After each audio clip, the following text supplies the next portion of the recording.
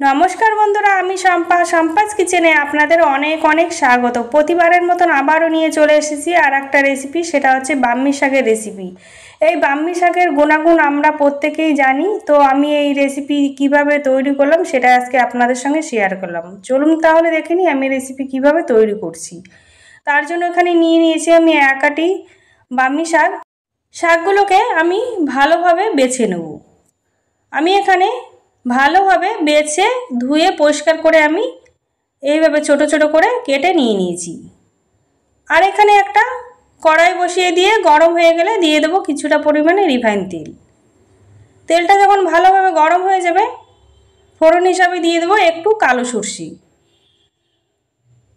ফোড়নটা হয়ে গেলে এবার দিয়ে দেবো আমি একটা বড় সাইজের পেঁয়াজ কেটে রেখেছিলাম, সেটাই আমি দিয়ে দিলাম।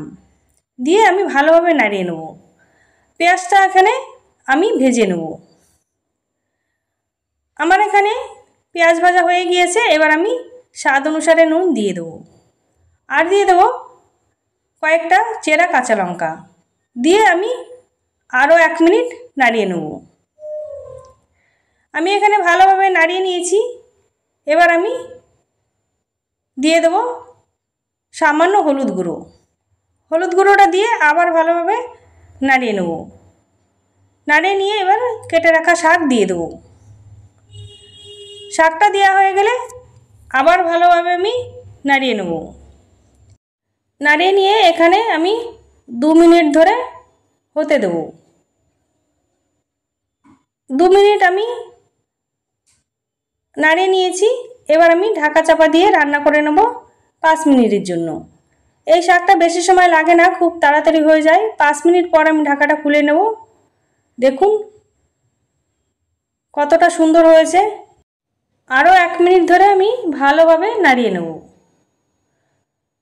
আমার এখানে শাকটাও সিদ্ধ হয়ে গিয়েছে, একদম রেডি। এবার আমি ঢেলে নেব। তৈরি হয়ে গেছে বাম্মি শাক ভাজা রেসিপি। এই শাকটা কাঁচা রস করে খেলে খুবই উপকারী। আর যদি কাঁচা না খেতে পারেন তবে গরম গরম ভাতের সঙ্গে এইভাবে পরিবেশন করবেন, ছোট থেকে বড় সবাই খুব পছন্দ করবে। আজকে তাহলে এই পর্যন্ত। সবাই ভালো থাকবেন, সুস্থ থাকবেন। আবার চলে আসবো অন্য কোনো রেসিপির সঙ্গে। ততক্ষণে সাবধানে থাকবেন।